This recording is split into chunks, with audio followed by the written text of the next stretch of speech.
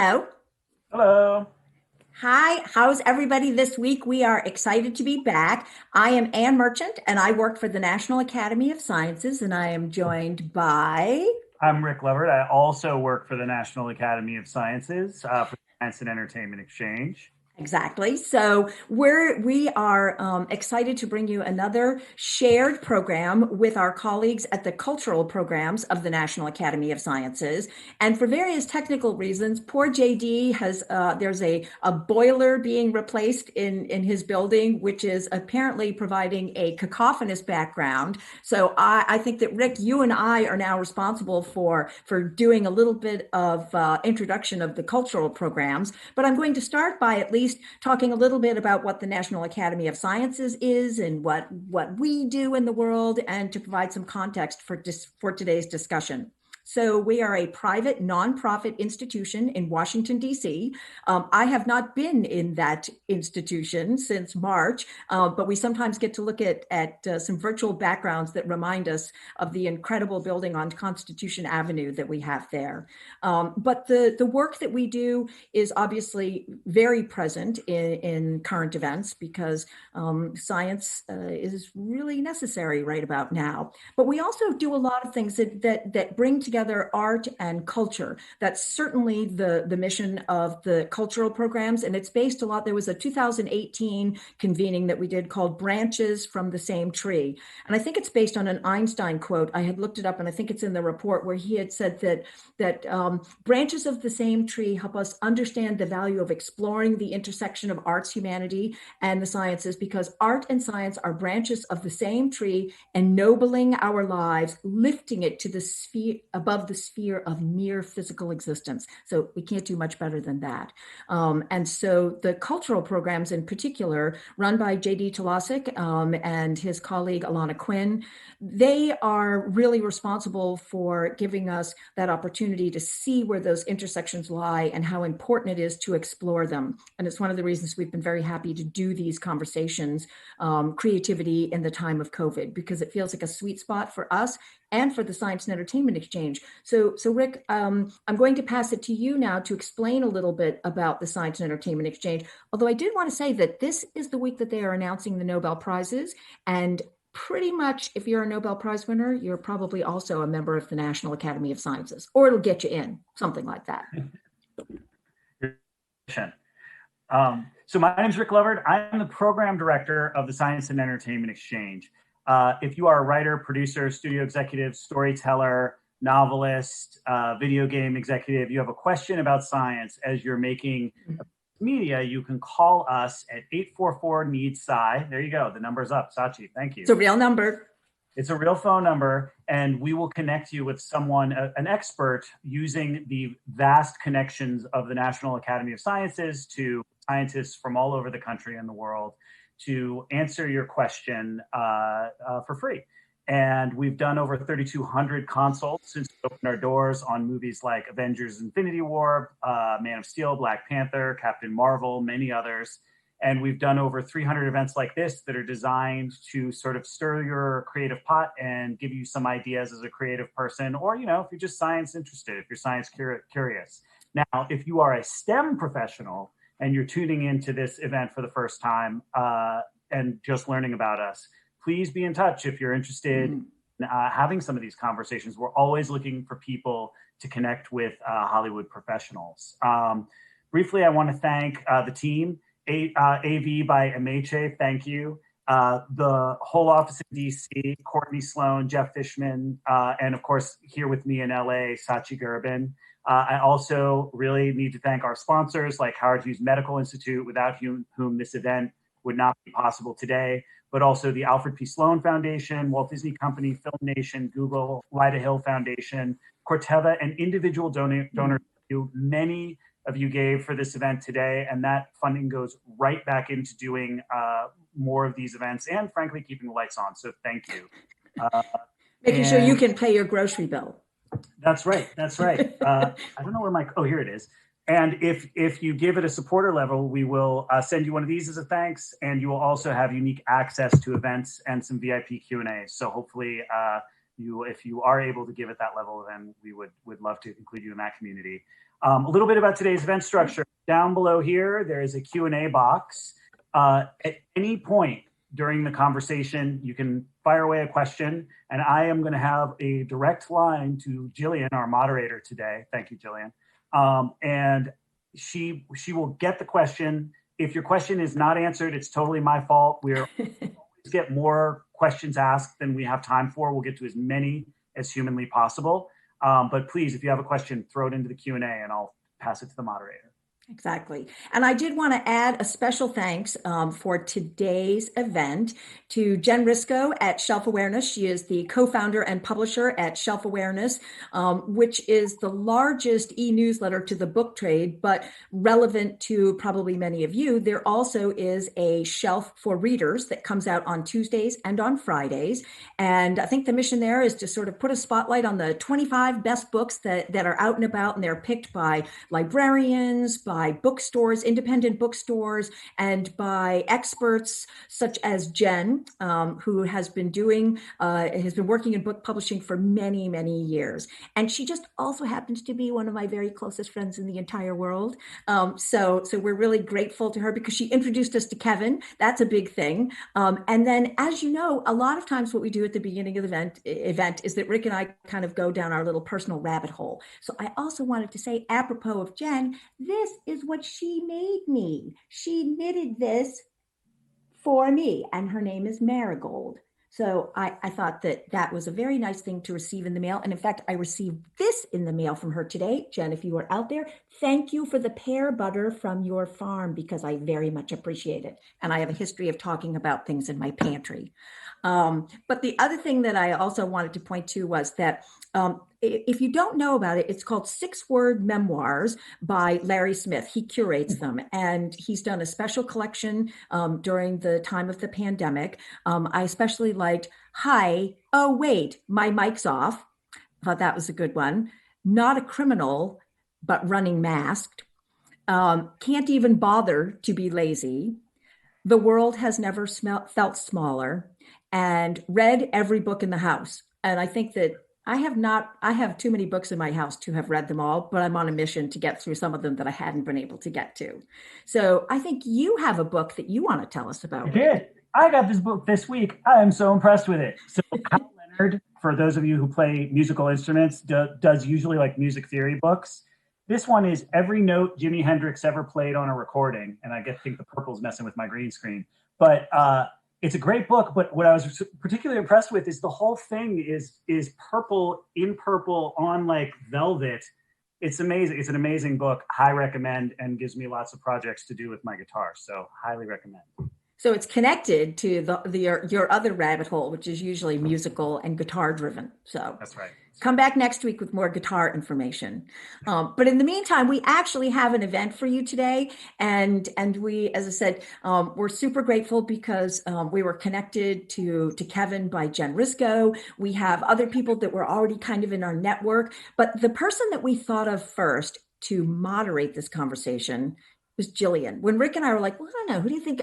I think we came out with it at exactly the same time.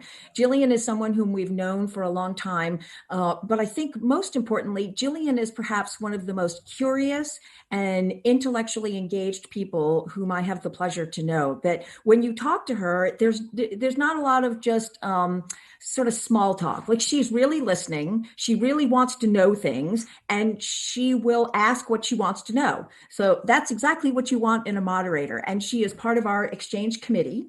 So we're very happy to have her there. The committee is sort of our brain trust of people where we turn to when we have questions. Deric Hughes also on the committee. Exactly. I was getting there. But that's okay. That's all right. So we're very happy. And I wanted to briefly share my screen because if this introduces Jillian, this perhaps better than almost anything else is a picture of Ziggy in a raincoat, and it's her dog. And he is there with her today, co-moderating. So I just wanted to, point that out. If I can. Did it go? Yep. I'm gonna share. I just had to get Ziggy up. There he is. There he is, Ziggy in a raincoat, co-moderating. So if you hear barking when Jillian is trying to moderate, it is because Ziggy is just doing his job for us. So we're going to turn it over to you now, Jillian, and the rest of the amazing panel. And I should say that Lauren Gunderson comes to us from cultural programs. So we really appreciate that connection. So we're going to give it to you now, Jillian. Okay, thank you. And thank you for introducing Ziggy so that his bark does not announce him later in the conversation. I'm gonna bring up my panelists right away. Please welcome author Kevin O'Brien, playwright Lauren Gunderson, and screenwriter Deric Hughes. So you guys should start your videos now. Hello, Lauren. Your mic is off. You can leave it off for the moment if you. Oh, there we go. Good. Do we have Kevin? Here's Kevin. Great. Hello, everybody. I wanted to start with giving you guys like a total softball question before I get into the real meat of our conversation today. But what are you watching? That's the question that like all of my friends are discussing right now. Like, what do we feel like watching? For me, it is mostly older stuff. I'm definitely kind of taking comfort in remembering days before. At the moment, that would be the 70s horror collection on the Criterion Channel.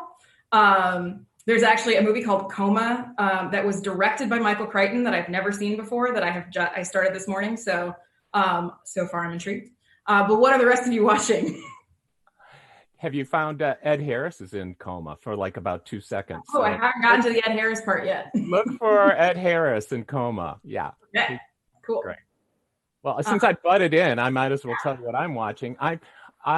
I'm on deadline right now. Whenever I'm on deadline, I watch a series, and so I can just like treat myself. So like I think last year was Glee. The year before was like Will and Grace. This year it's Grey's Anatomy. I have never watched Grey's Anatomy. So how interesting. Yeah. That's going to be relevant to our conversation in a moment. I know. Lauren, what are you watching? I just discovered that show Normal People on Hulu. Oh my gosh, I love it. It's so like simple and human, and like the microscope is just very tight, and I just find that really refreshing and great. Mm-hmm. Same. That's one of the few new things that I have watched in the last 7 months. Deric, what about you? Everything. Lovecraft Country, The Boys. Haven't started Utopia yet, but I've heard it's pretty good, so I'm gonna check that out. Right. But then I'm also a night owl because thanks to the panpocalypse. So a lot of insomnia theater, as I call it. But when I'm procrastinating late at night, watching a lot of reruns of television. So like New Girl, Brooklyn Nine-Nine, Friends, cool. Whatever is, basically what's playing in the background. It's food for television, as television. Yeah. For me, that's Buffy the Vampire Slayer. So actually bringing us back to Grey's Anatomy, the timing of Rick calling me last week and asking me if I wanted to do this, it was really interesting because I think right after I spoke with him, there was an article that popped up on Deadline that was about the new season of Grey's Anatomy. And it was sort of laying out the process that they came to. And it begins with the showrunner saying that when they started their writer's room back up, the showrunner said to the group, I think that Grey's Anatomy is a show that's about escapism. People come to us because they want to forget about the problems of their lives. So I think that we should set the show in a world in which the pandemic never happened. But I challenge you writers to like convince me I'm wrong. And one of the other writers in the show said, well, I think that this is the most important medical story of our lifetime. So how do we not tell that story? And ultimately they decided to do that. And the really interesting realization that I had was Grey's Anatomy is set in Seattle, and Washington was the state where the very first cases came in the US. So they're telling the story of, at least at the beginning of the next season, what they've announced is that the show begins in the beginning of 2020 in the hospital as those early cases were arriving. So as a person who used to watch Grey's Anatomy religiously, but hasn't in a few years, I am very eager to go and see this version of the story. So I think this kind of frames our conversation nicely, because I think that the big question today is, there's sort of two for me. There's one, do audiences want escapism or do they want catharsis and exploration? And two, what are the stories that we want to tell? So I'm going to ask you guys some more specific questions that'll kind of get into those, but that to me is like the overall question that I'm thinking about a lot. on the mostly film and some TV side of things. Like, what are the things that audiences are going to want to see in the next 1, 2, 3 years? So I guess for all of you, and I'll start with Kevin, to what extent do you typically integrate current events into your writing? Kevin, you and I were talking a little while ago about the fact that you were already a published author by the time 9/11 happened. I was in film school at the time, and I remember being sort of horrified when my professor told me that I should be writing about what was going on. At the time, it struck me as incredibly callous, though I have a better understanding of what she was saying today. But how was that experience for you? Did that event find its way into your writing? And yeah. Well, I actually, most of my stuff is sort of thriller escapism. I write stories like, The Call Came from Inside the House type of thrillers. And so I tend not to give time specific to when I'm actually writing and when it will be published. So it just reminds me of something I know some famous writer, and I can't remember who it was, had said, if you are experiencing anything personally, don't write about it at the time. Right. Wait a few years so you have a perspective on it. Mm-hmm. So I kind of followed that back when 9/11 happened. I didn't mention 9/11 in any of my books until about 4 or 5 years later. And I don't know. I don't advise that for everybody, but that's the way I operate it. Yeah. I think that is. I remember when I got out of film school and was first starting to work at a production company, there were scripts that would come in that were about 9/11. And I remember reading the scripts for both World Trade Center and United 93. Yeah. And each led to really kind of heated debates in our office about whether it was an appropriate time to tell those stories yet. Yeah. I used to work in a video store part-time, like when you're a writer, you're so isolated. So, which I'm sure we're going to get to that later. But, and when United 93 came out on video, it was still too soon for a lot of people. I would say, this is a really great movie, you should check it out. And they were like, nope, it's too soon. I can't watch this movie. Yeah. Right. So you never know. Yeah. Lauren, what about you? I'm also teeing this up because you were telling me about something that you're working on now. So yeah, yes. How do you operate, and what are you up to these days? Well, a lot of my work is in the history, especially the history of science, and as that relates to feminism, intersexual feminism.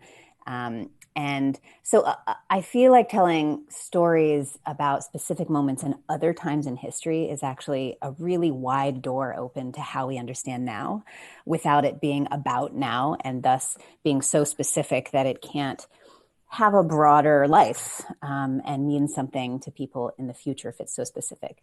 But it's also, anytime that I think that I've written something that's too specific, they'll do this play for a few years and then it'll wear out.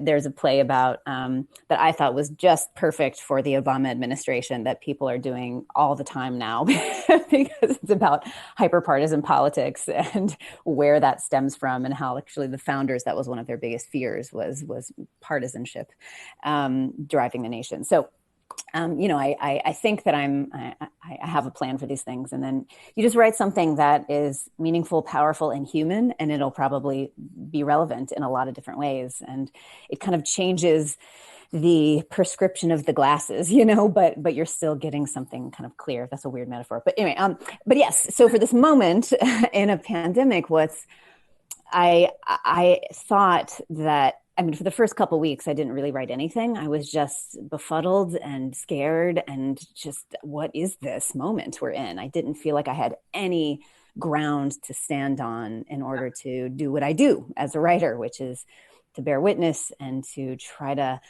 structure meaning and what the hell is going on, But I have had a bit of a secret weapon, which my husband is Dr. Nathan Wolfe, who is one of the world's foremost virologists with a specialty in pandemics. So here I am waking up every morning. Responsibility. Yeah. And, very early he was going, this thing is not going away. And I never, in our whole life together, I've never seen him get that worried that quickly, and kind of every day watching him be like, oh shit. So it felt really like my antenna were up from January as this thing was playing out. And so a few months later, when I felt like I kind of knew enough, I started writing a show about him, which I never, ever thought I would do. So he jokes, he was like, well, I marry a playwright. When am I going to get my play? And that was a joke of, ha ha ha, never. I gave you 2 children instead. And now here we have this play, and it is not about COVID-19. It is not about the novel coronavirus. It's not about this moment. It's about a moment right before it. But it is about pandemics and a person whose specialty is predicting and preventing them and making us resilient to them. That's his whole work. And it was convenient that he found his way on the cover of Wired magazine in August, just a few months ago, because they'd interviewed him 10 years ago when he said, hey, pandemics, just like have a plan for this. And everyone's like, no, why would we need that? And then of course, now everyone's like, oh, so where was that insurance that you were developing for this very moment in time? So it's been really interesting to watch his brain work in the moment, his career, the trajectory. And, like everyone says, a good apocalyptic movie begins with somebody ignoring a scientist. And so here we are, living the dream. But I'm really excited about it. The play is called The Catastrophist, and it's a very intimate portrait of him in a way that a wife would know. Yeah. So I'm doing less research than I usually do, and more just turning over to him and be like, so what were you like when you were 10? Anyway. And you said that that's being produced very soon. Yes, it is we're doing a kind of a dual premiere production that is both in a theater company called Roundhouse, which is right outside of DC in Bethesda, amazing theater company, and a theater company, kind of my home theater, Marin Theater Company in the Bay Area. So they will do a dual premiere. It is digital, so anyone can see it, and we'll work on a stage. We're not doing it on Zoom. We're doing a live production, costume designed, lit, actor on a stage, but it will just be filmed in such high quality that you can it'll feel theater, even though it'll be digital. Yeah, very cool. Deric, I know we discussed that the show that you are working on currently is not set in the present day, so you don't have the same sort of question to ask of, do we set the next season in the midst of the pandemic? But to me, television is the place that typically responds with the most immediacy. So I'm just kind of curious in general, like, have you worked on shows that deal with current events? Is the show that you're on right now talking about how to connect to audiences that are having this experience? Are your writer friends talking about this? Yeah, my writer friends, absolutely. I mean, all my writer friends and colleagues. But here's the thing. It's like, the reality is, how do you top the TV series called 2020? I mean, it's like this. I don't know if you're familiar with it. It's a 12-part miniseries. I think we're in night 8 now. Or night 10, and this, I mean, it's just, it's like, how do it's like every month there's something crazy, right? UFOs, murder hornets. It's like, in the middle of a pandemic. I mean, it's like every time. It's like we should sell the show 2020 to HBO now, with the intention that we won't produce it for like 50 But here's the thing, that if you or I tried to pitch this, we would never be working in this ever again. They'd be like, what happened to Jillian and Deric? They tried to pitch this show called 2020, and last I saw that, like, Deric's working at Panera Bread. It's Well, why is that? Why would we never work again? He's a writer anymore because they just didn't believe him. So, most of my shows that I've been working on, it's like from Flash, the Arrow, superhero. It's like we touch upon those type of things. There's always an episode of like the outbreak, the stuff like that, but never a whole season fixated on world-changing event like this. But I have friends and colleagues that work in shows that are much more grounded, I would say, that definitely have to address those things, and some have chosen to address, some others have not. It's interesting because I think that there is the, like you said, the back and forth of the conversations. Like, do some people want to relive this experience or continue to, here's the thing, it's like, we'll probably still be living in this experience come next year. It's not like, no, it's very true. So, I think, like, I always think about, I don't know if you were a West Wing fan, but West Wing did a really, I mean, it's just an interesting case study in terms of how they dealt with 9/11, because they had already started shooting they were well into shooting their new season when 9/11 happened. So they might have even started airing episodes, I'm not sure. But it was a couple episodes into the season, they had like this bottle episode, this standalone episode where there's a group of students who come to tour the White House, and there's some kind of crisis, and there's a lockdown at the White House, and the kids are stuck there for several hours. And as things happen in that TV show, every like major advisor of the president ends up in the kitchen at the same time with this group of kids. But they kind of used it as a way of exploring all the questions that we were talking about, and that's the beauty of that show, that you can overtly ask questions like, why do people hate us and want to do this to us? And then after that, we lived in a world in which terror was a persistent threat, and they introduced a fictional Middle Eastern country to be the enemy, so that it could avoid, I think, a lot of the controversy of using the real countries. I feel like in TV, if you are in a real world show, it's hard to ignore the events that have been going on. I think it's just so fundamentally changed. Like even a sitcom it's about like normal people living their lives so much of the time. They might be slightly abnormal people, but it's still people like living in the real world. In some way, I think you have to acknowledge that we've all had this experience of being isolated from each other. And I think that on the one hand, we'll get sick of these stories pretty quickly. So we have to kind of, I think that the beauty of the fact that we all kind of represent different parts of the business is that we're able to offer something to everyone. So for the people who want escapism, they can have it. And for the people who want catharsis, they're going to find that somewhere too. Well, yeah, because we're living in the moment. I mean, I don't know about the rest of you, but every time I'm watching a show now, even if it's an old rerun of a show, I get uncomfortable if there's too many people in the room. I'm like, well, y'all need to set apart. Like, you touch that person a little too long. Like, you're not washing your hands. I'm not feeling comfortable about this. 100%. Yeah. And I have to keep reminding myself that they shot these things a long time ago. Yeah. So, yeah. Okay. So, yeah, I mean, I think that, we touched on this a moment ago, but,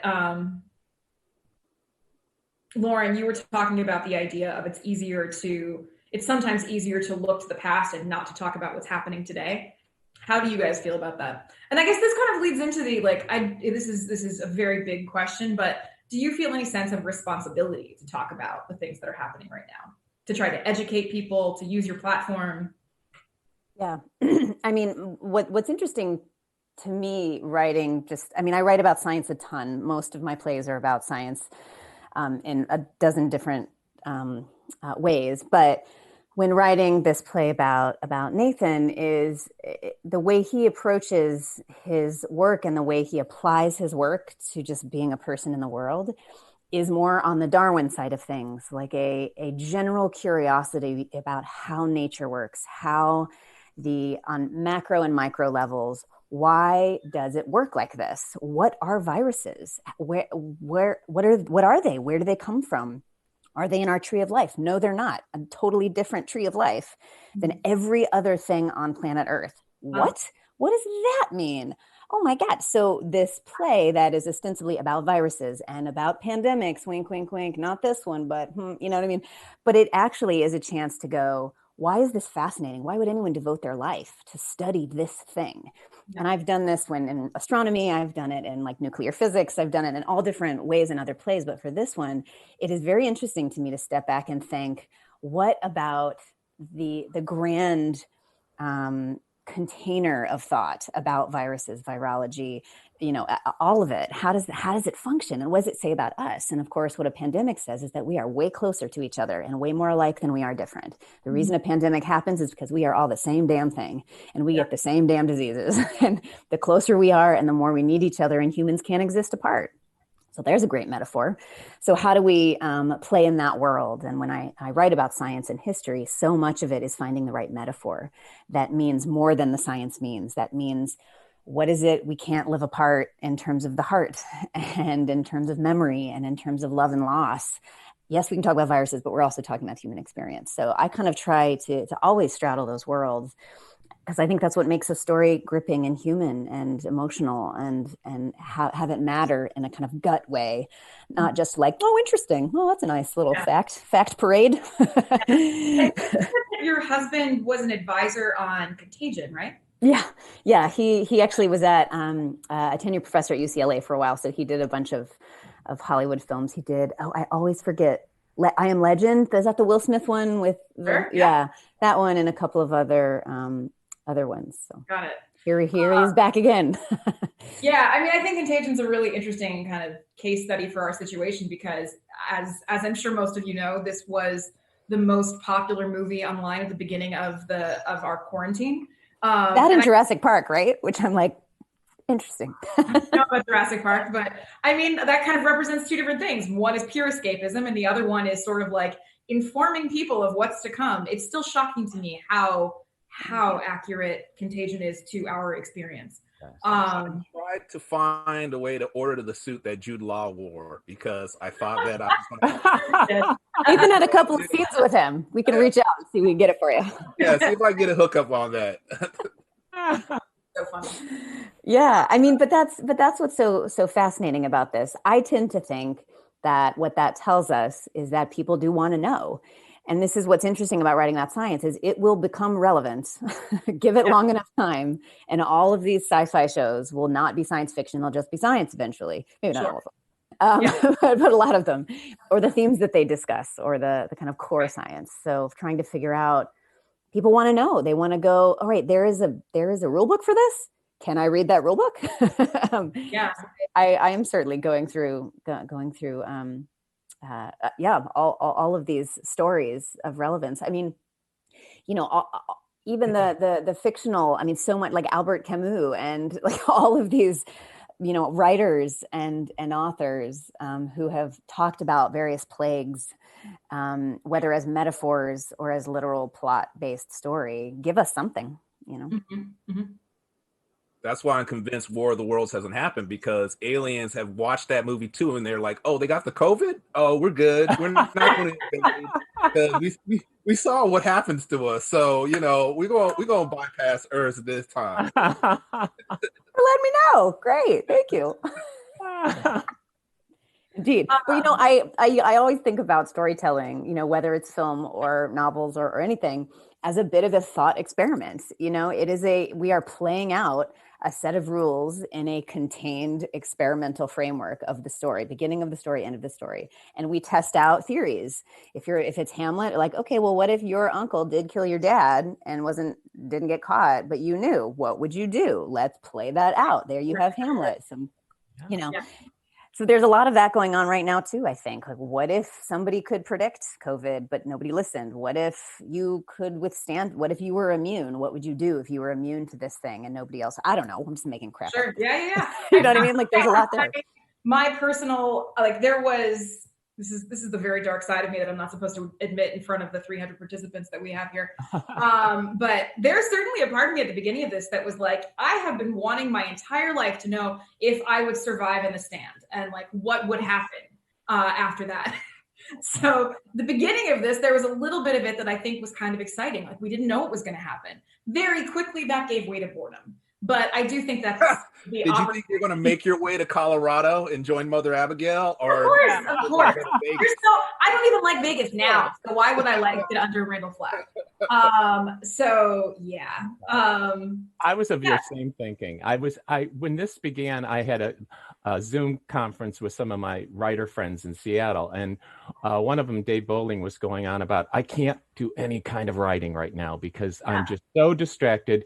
I'm so torn up. I feel so horrible about everything. And I was like, well, come on, we're isolated. This is what authors want to be. We all want to be, by ourselves. I remember Jamie Ford was once talking, who did the hotel on the corner of Bitter and Sweet.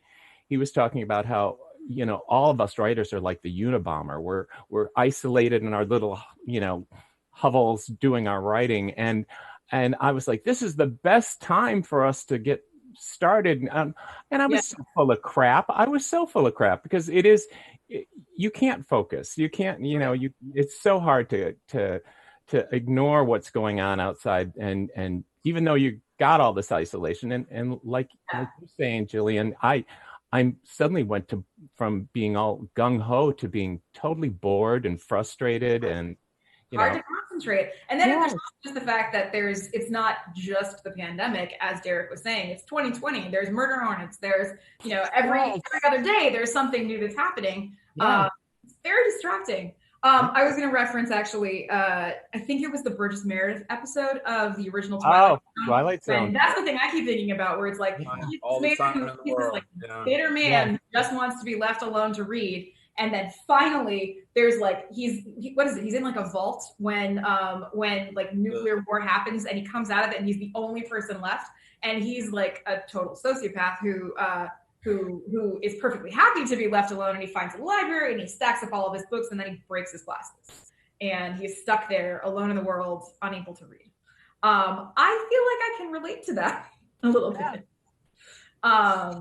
So it's also interesting how. Go ahead, Deric.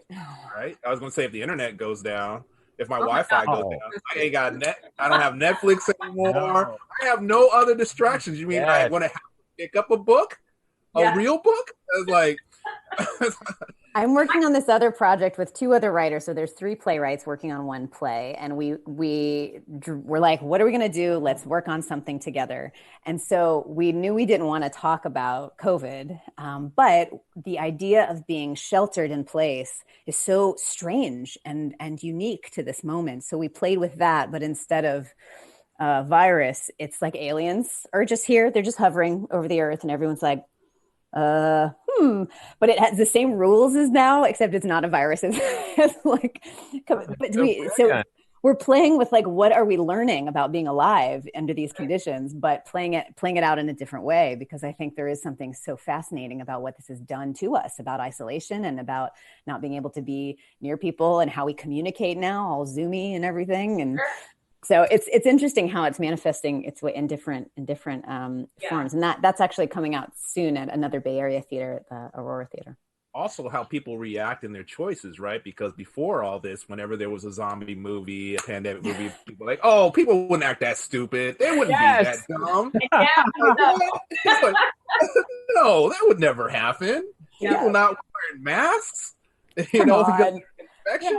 Get out of here. Ignoring science.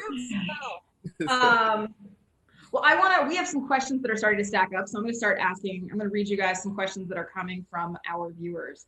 So first off, and some of these are a little lengthy. So what would you like to see different in intra and post-pandemic literature than what appeared and continues to appear in post 9/11 literature? So think about the way, that's a complicated, it's a big question. I would start off by saying that I think that there was a lot of at least television. I'm thinking specifically of 24, and like, as fun a show as 24 was, also the danger of 24 in terms of making us kind of culturally accept a lot of human rights abuses. I think that we all kind of think back on the missed opportunity of that moment as an opportunity to unify people. And I think like we're living in the most, polarized moment in history, I think. So personally, I would like to see, I'd like to see something like that. I'm going to look to the past to reference what I would like to see. Do you guys remember the movie And the Band Played On, about the scientists who identified the HIV virus? So it was such a great work in terms of like personalizing what was going on at the time, but also making the science of it feel compelling, and like it's a page turner. It's heart pounding action of looking through a microscope. I want to see that version of it that really shows the science and what's going on right now, what the scientists are racing to do. Like, I'm actually eagerly looking forward to that, and I hope that I hope that this experience, I mean, I'm speaking as a person who is on the planning committee for the Science and Entertainment Exchange, but I would hope that this experience makes young people more interested in science and wanting to go into these kinds of fields and study this. Oh, I agree with you, Jillian. I think it would be so cool too, because not to get political, but I would just like to see science win. You know what I mean? Yeah, I agree with you. I'm on the Aspen Institute Science and Society Committee, which gathers half scientists and half artists, but creators of all sorts, including coders and, you know, every sort of thing. And that was the first thing that when we met at the beginning of the shutdown. We were supposed to meet in person, but then of course we didn't. But that was the question that they asked, was about how do we use this moment as a way to lift science up and to cheer it on. And I think, unfortunately, it's partisan, which is ridiculous, but it is. So how do we make scientists heroes? How do we say you can be smart, but you also have to be brave and you have to be badass, right? That it's not, you know, glasses and labs and kind of coming out and awkwardly shuffling your notes when you accept a big prize. It is somebody going, this is real, this is important, we need to do it now, take me seriously. Like suddenly I'm like, I love you, whoever you are, that character, great. It's kind of, you know, what's like super Fauci of it. And the fact that we know this immunologist's name. Right. Yes. Home run number one. We know a scientist's name. Great. Yeah. And we use that to keep going, I think. And it will take storytellers so that the scientists aren't the people that the heroes go to get an answer. They are the heroes. They're the ones who are like, you know, and truth is such a universal theme and such a universal goal to fight for. It is heroism in and of itself, right? So how can we make the people who that's their job? You know, and they don't always get it right. And the truth changes as the world grows and we know more, and that's fine. How can that be a good thing instead of like, you're wrong, you know? Anyway. Yeah, I think the idea of like figuring out how to take politics out of science in what we're creating is it's a noble intention. Yes, indeed. And I was stunned. I watched a thing on Larry Kramer, and I was stunned. I didn't know that Fauci was around back, you know, during the AIDS crisis. And I was like looking at footage of him, and I'm like, he has been fighting the good fight for a long time. And so is Deborah Birx too. Yes. She did incredible work around that time. Well, I mean, I guess we can take great comfort in knowing that there will never be a Jack Bauer version of the pandemic, right? Is because if it was called 24, it'd be 24 months, and every month it'd be like him, you know, like, do we have a vaccine yet? Damn it, you know, and then it cuts to the next month. And that would be it. It would be a very boring show. Yeah, it would be a show about people not wearing masks and doing just fine. Yeah, torturing coronavirus. There's no hand-to-hand combat. You can't punch anybody because everyone's scared to touch anyone. It's like, I'm going to shame you very loudly. Yeah. 6 feet away. What was that? No, it's like Jack Bauer just yelling every time, 6 feet away. Yeah, I like that. All right, question from Kate. Lauren, you mentioned the totally different tree of life for viruses. Does your husband actually come down to the side of, yes, viruses are alive, or on the side of they are not alive, not biological organisms, but only perhaps goes as far as they are biological genome particles? That is a perfect question, and it is answered in my play. Oh, fantastic. He ranted exactly about that. And he actually, spoiler, he's like, I actually don't care.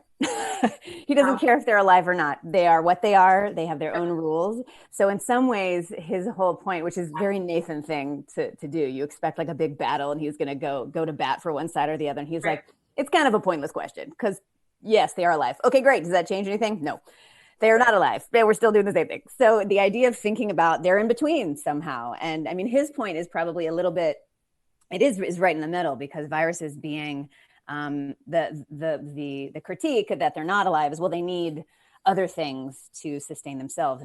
And his point was like, doesn't everything, like humans do too? So are we not alive? Well, of course we are. So anyway, but it's a perfect question and one that scientists can absolutely fight in their own way. And of course, my husband is the one that goes, why are we fighting about this? Let's just like learn. Here's a really good question for the group, probably for Deric in particular. Oh God, I just lost the question. Where'd it go? Okay, from Val, how do you think the near future is useful for addressing current issues? Near future. I mean, you write in the near future, don't you? What's that? Yeah, I mean, yes and no. I mean, we joke about it in our show about, like, you know, what the events of today, how they shape the events of tomorrow. If we all survive or not, it'll be a good place, right? It's like, depending on if you want the Mad Max post-apocalyptic future. Which, by the way, I was low-key kind of disappointed at the beginning of March, where I thought I was going to have to get my shoulder pads and put the spikes on them. Yeah, well, I thought I was going to be surviving in the stand, and there'd be like, yeah, exactly. That didn't happen. Yeah. But I think that's definitely front of mind for most writers, is their storytelling, about, especially if you're dealing with as we call it, 5 minutes from tomorrow storytelling, right? Of like what the world looks like. So my writing partner and I, we have another project that we're working on, and it is kind of told from a vantage point of about 50 or so years in the future, and so we've put more about green energy in there, and just stuff like that, the sort of the ambitions and sort of what the sort of I guess you want to say the positive storytelling that you want to kind of inject into your own stories, of like what you want to envision the future to be. Right. What we all dream about. Look, I mean, come on now. It's like, this is 2020. Where's my flying car? Where are my jetpacks? It's like, we barely got a jetpack. All I wanted was a hoverboard. Right? That's it. All I want to be able to do is like take a vacation on the moon in 2020. That's not happening. There's no bubble cities on the moon. Our last check, right? But it's Elon Musk working on it. Yeah. There's a lot of questions here. I think so. That's kind of like, it's always like, what is it that you want to see in the way of like from what is it, Andy Weir, right? The Martian. Yeah. That has the sort of like the achievements of what we can do if we put our minds to it and envision a future that's that will benefit everybody. Yeah, I'm sorry, I'm getting distracted reading the questions on the side here. So, all right. Kevin, why don't you try this one? Do you think the public's draw to Contagion at the beginning of the pandemic was because it gave us an ending at a time when we couldn't imagine how this was going to play out? Oh God, that's a great question. I think that they just answered their own question, don't you? I think that's totally, we are looking for a solution. And yeah, I think that's a great question, but it kind of answers itself. And that is, you found an ending, and yeah, I wish I could articulate it. I think the question answered itself. Yeah. Okay, well, here's another one then. An easy one. Geez. I know. Okay, so then hold on. What's the capital of Washington Here's a more State? complicated one. So some people have found it hard to concentrate on different media, for example, not reading or not watching TV dramas. How are storytellers shifting to address the changing attention of consumers? You also mentioned you were on a deadline for something right now, so I'm curious if that is what's your deadline for? Does that have anything to do with the pandemic? And are you thinking about how to attract your audience and shift what you're writing based on what's going on? Well, right now what I'm writing is like sort of a Gone Girl story. I just my latest book has to do with, it's called The Bad Sister, and it's a serial killer returning to it's sort of a copycat to a serial killer situation from 50 years ago. So most of my stuff is sort of escapism, and I look up on current events there. I like to look at those through the past. So sure. Most of my fun part about writing is that I can go do these wonderful flashbacks. And so I flash back to 1970 for a serial killer from 50 years ago. And so I really enjoy doing the perspective, because you do discover things that you didn't know that they were going on at the time. And I think we're probably going to find that about the pandemic. We're going to find out all this stuff that went under this plays under the surface. I mean, you look at anything like that came out during World War II. You're not going to have anything about like the Japanese American soldiers that were fighting in Germany or the Tuscany Airmen, and so I like kind of going back and finding these things later. That's really interesting. I don't know. I feel like right now we, in the world of social media and 24-hour news, there's so much immediacy that it feels like we know everything that's going on. Yes. But undoubtedly, there are huge things that are happening that we know nothing about. Right. So yeah, it'll be very interesting to see how that emerges over the next, 5, 10, 20 years. Yes. Yeah. So. I also think it's interesting to note in terms of some of the questions I've been reading. There was a great one about how can we as scientists help science win? And again, I'll mention that Aspen Institute call because one of my personal heroes, Dr. Mae Jemison, who's the first Black woman in space in NASA, mentioned something that I think is really important, which I think one of the things we can do is to be honest about when science has failed us. And when science has taken advantage of Black men and women, when science has, avoided women, giving women their own category in certain types of medicine, and the ways that science, I think we can be honest about the times when it was biased and bigoted, and that science, so if we can't be honest about that, we can't trust where science is going and that it's going to a place that's going to be good for all of us. So I think that's one of the stories we can tell. And I think you just answered another one of the questions. Oh, did I? No, we can help science regain public credibility. There you go. We only have a few more minutes. This time has passed very quickly, and there are a lot of good questions here. So let's see. This is a fun one. I grew up in an era of radioactive. This is from Lisa. I grew up in an era of the radioactive horror movies, giant ants, and it was a clear reflex to our, I think, reaction to our fears becoming our entertainment. I'm wondering how our fears in association with a virus may become a new wave of films, assuming it's not just remaking Contagion. Whoa. So, to me, that's like, is this inspiring to you? In like that, it's that entertainment versus education side of it. Like, is there a fun aspect to all of this? Is there like, I think we're already starting to see some stories. There are some like those some web series like Love in the Time of Corona, or that Michael Sheen, David Tennant thing, which personally I find hysterical. I don't know if any of you guys have seen that, but like, what is there a way that we can turn this into fun sci-fi in the future? Oh yeah, I think Lauren, you just inspired me. I'm gonna pitch it next week because I'm gonna rip you off. It's called I Really Don't Care, Do You? It's about a sensitive virus that gains awareness and then just watches TV all day long. That's it. So Yes, I'm so down for that. Yes. All right. I'll subscribe. Okay, this is we're like, I'm going to try to find one more real question while we still have time for it. So let's see. Okay.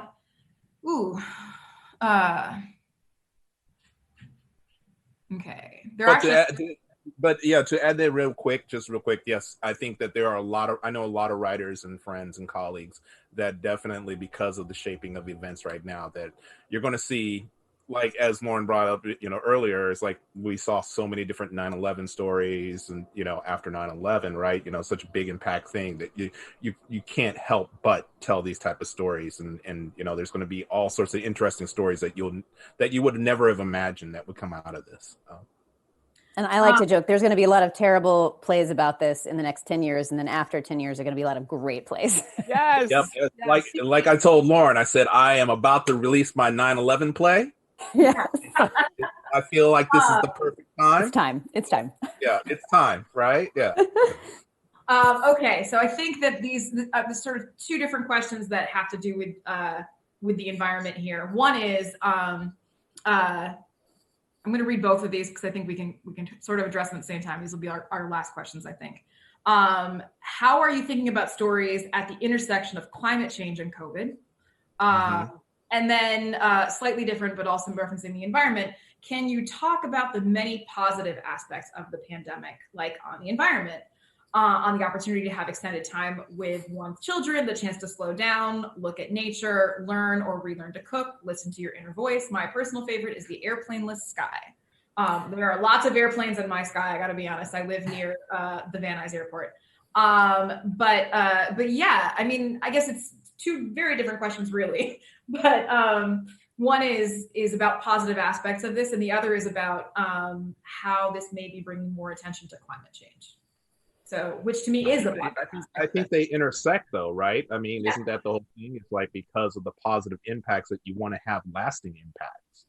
And it's like, so that, you know, that we have now actually proof positive that because we've been able to lessen our footprint in so many different ways, that, you know, of the changes that we thought that would take years happened in a couple of weeks and months, right? I mean, the whole thing of like the air pollution alone here in Los Angeles. I mean, you know, the air pollution just dropped dramatically in only like less than a month's time, right? And then, yeah, although I still think that has to do with the fact that we had a lot of rain right then. Really? There was rain? I don't even remember We had rain like the whole first month. It was kind of amazing. It was like you were cozy inside with the rain outside and the air was beautiful. And now we have smoke. But yeah. I mean, it's also a different, I mean, I think I always just go back to metaphors. This is one big metaphor for preparing for stuff. We can prepare for things. We can prepare for climate change in a way. And if you use the metaphor of this pandemic, there was more we could have done. There's more research that could have been ongoing. We could have, I mean, again, Trump just nixed the whole pandemic prevention task force. So great. Thanks for that. You know, and the issue with climate change is that it's slow. It takes a hell of a long time. We are good in a crisis. We understand it. We go, oh, I see why this was important. Climate change is a hard sell, even though we can point to all these wildfires and hurricanes and floods, but it doesn't seem as concentrated as a pandemic when you're like, I get what the bad guy is. I get what we're supposed to do. So I think we have to keep reminding ourselves of all of these crises and say, what would we have done if we had known? Well, we do know it's coming. So what can we do? Mm-hmm. And you look for stories that, like, if you want to take a positive spin on it, you can look at, you know, what's happening at the hospitals with the frontline workers and things like that. And, you know, people who are working in grocery stores, I mean, there are so many inspirational stories that are going to come out of this. Sure. Yeah, I'm confident about that. And yet at the same time, since there is no solution yet, it's hard to kind of take that positive spin. So you do have to kind of look at the individual stories and the, you know, and approach it that way, I think. Well, it's challenging too, because like, you know, as Jillian pointed out, and I pointed out earlier, it's just that if it was just a pandemic that we were dealing with, and that was all that we had to worry about, that, you know, it's like, then we would be able to just focus on that. But since there's so many other things, and then in the front of it is still, we're not out of the pandemic, even though people have been acting like the pandemic's over, like it was just a vacation or something. It's just like, well, pandemic's over. I'm gonna go back to not, you know, listening to anybody. It's mind-boggling. But aside from that, you know, but there's just so many other things that, you know, that you're like, oh yeah, there is climate change. That's still happening. That's not like that was put on pause, you know, thanks to the pandemic. It wasn't like climate change said, you know what? You guys got a lot to worry about right now. We're going to take some time off and wait for this to be over. Then we'll get back to, you know, you having to worry about this. It doesn't work that way. It's all of this is still happening right now. And I think that's the challenge, is trying to address that in the middle of all that. And that's, you know, I think it's tough to do, but we have to do it. Yeah. And I think that's, I mean, to me, that's the, when we had like our prep conversation the other day, I had taken down the note that was, in a highly polarized environment like we're in now, does that change the role of the storyteller? And I think what's interesting to me is I want to say, like, yeah, like we have a responsibility to tell stories about climate change, but honestly, go watch like The Day After Tomorrow, and not that is an accurate representation of what climate change is going to look like. But we've had so many movies that have shown like, this is what the future is going to look like, with fires and hurricanes and fire tornadoes and things like that. And it's literally all happening right now. So I don't have the answer to this question, but like, how do we do it differently so people realize that like it's here? That's a really dark note to end on. I'm not supposed to. I thought you were going to end on that nice positive note. I might as well just said, we all going to die. Just give up. Like, we had a good run, people. Yeah, there you go. Yeah. All right. Well, it was lovely chatting with you all. It was a great conversation. And I think that, listen, the big takeaway, and I think it's a mantra for the exchange, is that stories matter. When you had asked Jillian, is it really about escapism or is it about shining a light on the things that are happening? It's that wonderful combination of those two things, because sometimes even the storylines that focus on what really is happening, they can be escapist in their own ways too. And I think that people do use entertainment in different ways to be able to dive in, feel something different, be in a different world, experience something differently, because that's not their life. And maybe it helps people understand science a little better, because I think, we're all looking at the ways that can happen, but just feel a little differently about the world through the magic of reading a book, watching a play, or streaming something on Netflix. And I like all of those things. They all work for me. So thank you to every single one of you. This was a really great conversation. We were looking forward to having it. And, Rick and I always say we learn something every time we do one of our events. So thank you for helping us learn something new. We very much appreciate it. Hey, Deric, before you sign off, one of our audience members was asking what show you're writing for right now. Oh, it's called Legacies on the CW. Fantastic. So we also want to let you know that next week we will have Sean B. Carroll. We always like to use the initial because there are two Sean Carrolls. We're talking about Sean B. for biology. Sean Carroll from HHMI and a member of the National Academy of Sciences will be with us, and he will be in conversation with our advisory board member, Seth MacFarlane. So that promises to be a very interesting conversation. I think we're describing it, what Rick, as freewheeling and spontaneous, because with those two, how are you gonna? We don't know what to expect. We don't know what to expect, but what we do want, come and hear it. It should be interesting. And Sean has a new book out, so they'll be exploring some of that. And as I say, it should be an interesting conversation. So come back next week, and thank you for being here this week. And thanks to all of our panelists, and thank you, Jillian, for moderating a great discussion. Yes. Bye.